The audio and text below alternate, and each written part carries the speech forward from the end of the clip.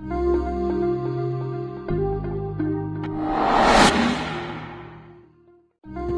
Friends, welcome to Ayurveda medicine academy. मैं आपको कंटकारी प्लांट के मेडिसिनल यूज व आइडेंटिफिकेशन के बारे में बेनिफिशियल नॉलेज देने जा रहा हूँ, तो जानने के लिए बने रहिए मेरे साथ। इस प्लांट का बॉटनिकल नाम सोलेनम सुराटेंस है, जो सोलेनेसी फैमिली के अंतर्गत आता है।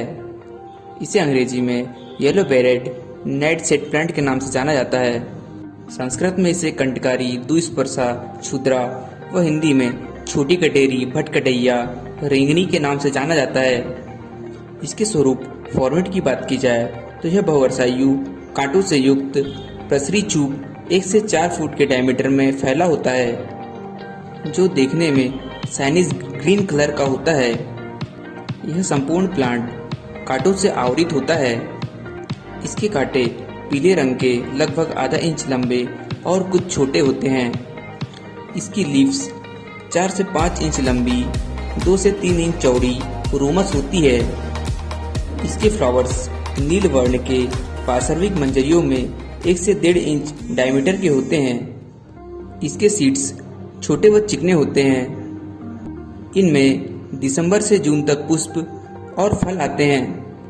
इस प्लांट की जाति की बात की जाए तो इस प्लांट के पुष्प के आधार पर इस प्लांट की 2 जातियां होती है, जिसमें एक नील पुष्प वाला व दूसरा श्वेत पुष्प वाला होता है, जिनमें व्हाइट फ्लावर के प्लांट बहुत कम मिलते हैं। इस प्लांट के ओरिजिन की बात की जाए तो यह भारत के समस्त भागों में प्राप्त होता है।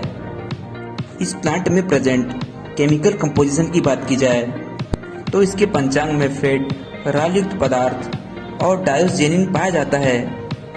इस प्लांट के सारे पंचांग को चलाने पर इस प्लांट के भार का 10% भस्म प्राप्त होती है, जिसमें पोटेशियम नाइट्रेट, कार्बोनेट, सल्फेट होते हैं। इसके फ्रूट्स में सोलेसोनिन होता है।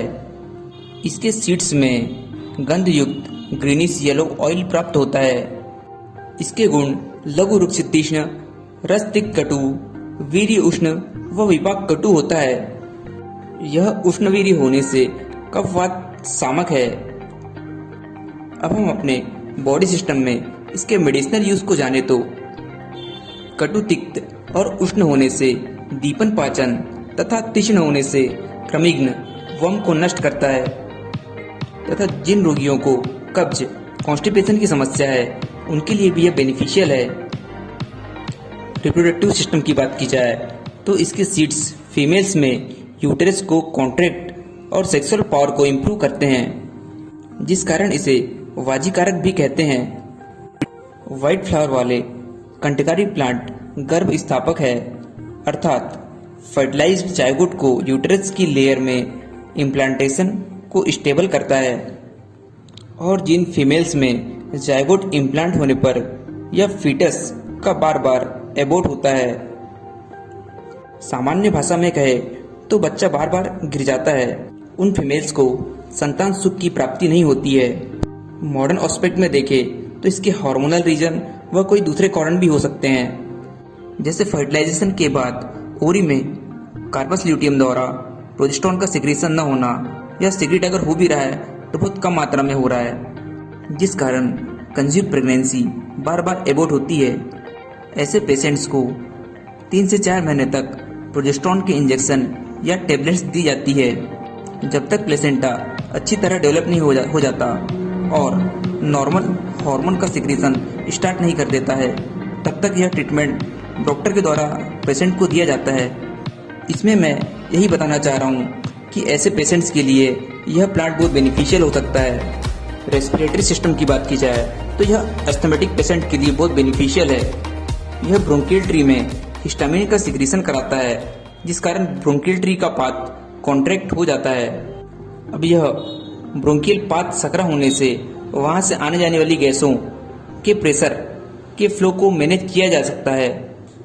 और दूसरे नज़रिए से देखा जाए तो ब्रोंकियल ट्री में हिस्टामिन के सिक्रीशन से उसकी सेंसिटिविटी बढ़ जाती है, जो किसी भी पैथोजन, इन्वायरमेंटल एलर्जेंट या पोलेंस की कम मात्रा होने पर भी यह इसकी कम सांद्रता पे रिफ्लेक्स जनरेट करेगा। वह इसे रेस्पिरेटरी ट्रैक से बाहर कर देगा। वह एलर्जेंट उनके रेस्पिरेटरी ट्रैक में उपस्थित न होने के कारण उन्हें बार बार आने वाले रिफ्लेक्स में आराम मिलेगा। लेकिन कम सांद्रता में एलर्जेंट का बार बार रेस्पिरेटरी ट्रैक में आने पर पेशेंट को प्रॉब्लम हो सकती है, इसलिए इसका उपयोग डॉक्टर की सलाह के अनुसार ही करें। जिन बच्चों को लंबे समय तक खांसी बने रहती है, उन्हें इसके फलों का चूर्ण शहद के साथ देने पर उनकी खांसी में आराम मिलता है। एक्सक्रीटरी सिस्टम की बात की जाए तो यह यूरिनेशन को बढ़ाता है। सर्कुलेटरी सिस्टम की बात की जाए तो यह ब्लड को प्यूरिफाई करता है, स्वेलिंग को कम करता है तथा ब्लड की विस्कोसिटी को कम करता है। जिन रोगियों के दांतों में दर्द तथा सड़न हो जाती है तथा पाइल्स में इसके सीड्स का यूज़ किया जाता है।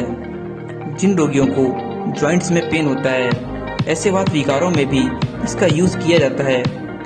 चरक और सुश्रुत जी की बात की जाए तो आंतरिक रूप से इन्होंने पूरे पौधे और फलों का एक्सट्रैक्ट यूज़ किया है। चरक द्वारा बताया गया कंटकारी घृत कफ और दमा के लिए विशिष्ट है। बच्चों की खांसी में इसके फूलों के पुंकेसर का यूज़ बेनिफिशियल होता है।